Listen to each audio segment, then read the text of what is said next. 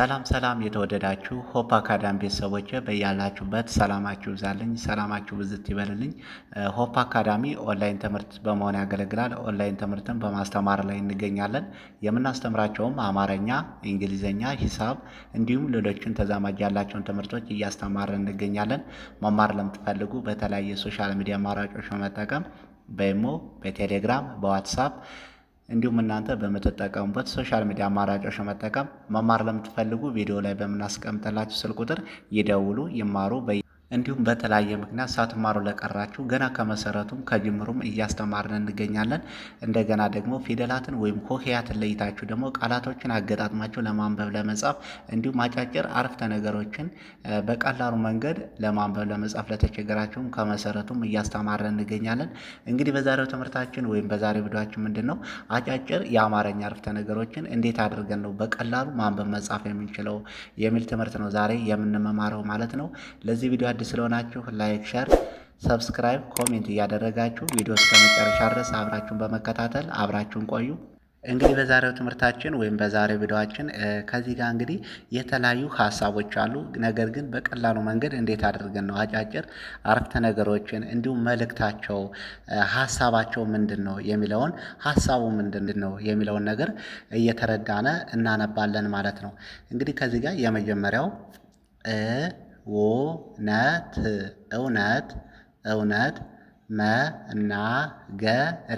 መናገር መናገር ነፃ ነፃ ያወጣል ይላል።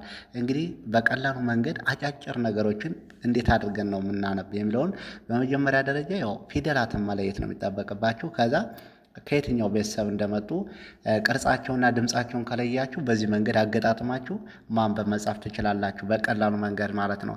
አሁን እንግዲህ ስናነበው እውነት መናገር ነፃ ያወጣል ብለን በቀላሉ መንገድ ማንበብ መጻፍ እንችላለን። እውነት መናገር ነፃ ያወጣል። አሁን እንግዲህ ምንድነው ዋናው መልእክቱ ሀሳቡ ምንድነው የሚለውን እናያለን። እውነት መናገር ነፃ ያወጣል። ሁሌም ሀቀኛ የሆነ ሰው እውነተኛ የሆነ ሰው ሁልጊዜም ቢሆን እውነት ነው ማለት ነው። ቀጣይ ደግሞ እውነት ለህሊና እረፍት ይሰጣል። እንግዲህ ሀሳቡን ጠቅለል ስናደርገው እውነት ለህሊና እረፍት ይሰጣል። በአንድ ላይ ጠቅለል ስናደርገው እውነት ለህሊና እረፍት ይሰጣል ብለን በቀላሉ መንገድ መለማመድ እንችላለን ማለት ነው። ዋናው ሀሳቡ ትርጉሙ ምንድነው? እውነት ሁልጊዜም ቢሆን ያው ሀቅ ነው። እውነት ነው። እውነተኛ ከሆነ ሁልጊዜም በምንሰራበት ሁኔታ ባለንበት ደረጃ ወይም በስራ ቦታ ሊሆንና በማንኛውም ነገር ላይ ለህሊናችን እረፍት የሚሰጠን ምንድነው? እውነተኛና ሀቀኛ ስንሆን ነው ማለት ነው። እውነት ለህሊና እረፍት ይሰጣል ብለን በቀላሉ መንገድ ማንበብ መጻፍ እንችላለን ማለት ነው። ቀጣይ ደግሞ በትዕግስት መጓዝ ስኬት ያመጣል። ጠቅለል ስናደርገው ሀሳቡን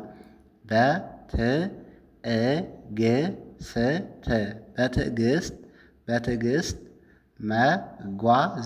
መጓዝ ስኬት ያመጣል ይላል። ጠቅለል ስናደርገው በአረፍተ ነገር ደረጃ አሁን ስናነብ በትዕግስት መጓዝ ስኬት ያመጣል ብለን በቀላሉ መንገድ በዚህ መልኩ ማንበብ መጻፍ እንችላለን ማለት ነው። ይሄ ዋናው መልእክቱ ምንድነው? ሀሳቡ ምንድነው? ሁልጊዜም ትዕግስተኛ ከሆነ ስኬታማ የማንሆንበት መንገድ አይኖርም ማለት ነው። በትዕግስት መጓዝ ስኬት ያመጣል። ሁሌም ትዕግስተኛ ሆነን ሁሉን ነገር እየቻልን ሁሉን ነገር በትዕግስት እየጠበቅን ምንሄድ ከሆነ ምንጓዝ ከሆነ ስኬታማ እንድንሆን ያደርገናል ማለት ነው። ቀጣይ ደግሞ እውነት የህይወት ብርሃን ነው ይላል። ጠቅለል ስናደርገው እውነት ይወት የህይወት የህይወት ብርሃን ብርሃን ነው ይላል። ጠቅለል ስናደርገው እውነት የህይወት ብርሃን ነው ብለን በቀላሉ መንገድ ማንበብ መጻፍ እንችላለን ማለት ነው። ቀጣይ ደግሞ ጥሩ አስተሳሰብ ህይወትን ይገነባል። ጠቅለል ስናደርገው ጥሩ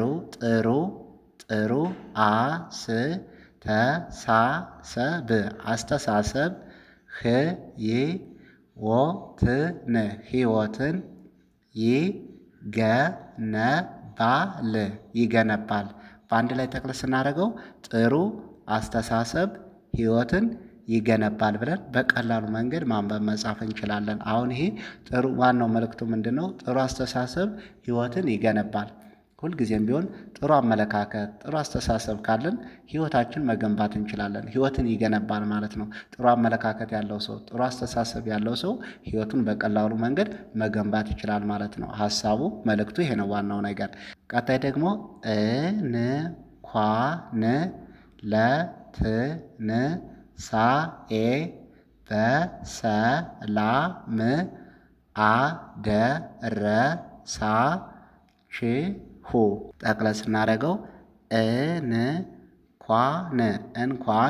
እንኳን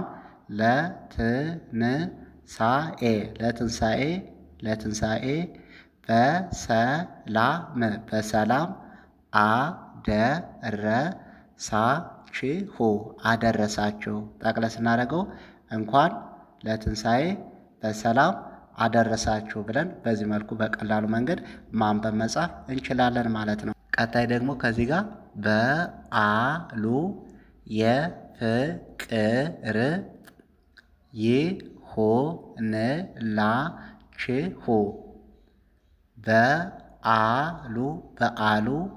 በዓሉ የፍቅር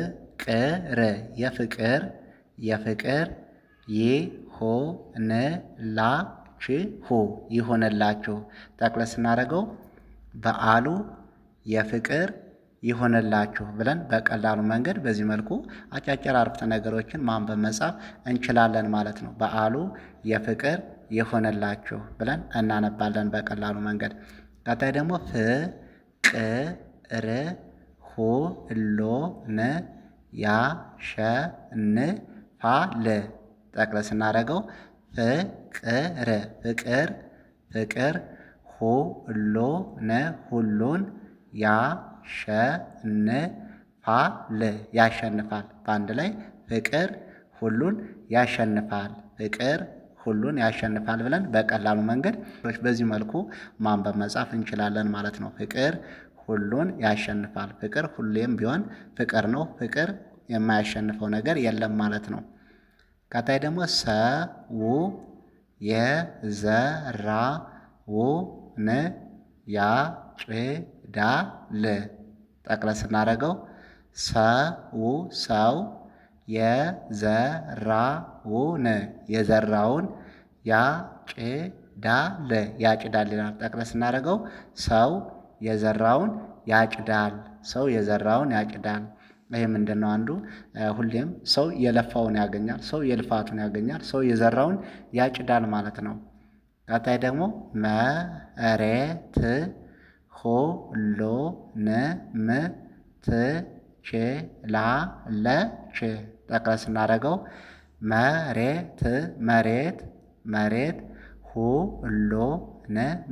ሁሉንም ትችላለች። በአንድ ላይ ጠቅለል ስናደርገው መሬት ሁሉንም ትችላለች ብለን በቀላሉ መንገድ ማንበብ መጻፍ እንችላለን ማለት ነው። መሬት ሁሉንም ትችላለች። ያው መሬት የማትችለው ነገር የለም ማለት ነው። መሬት ሁሉንም ትችላለች። በዚህ መልኩ ማንበብ መጻፍ እንችላለን ማለት ነው።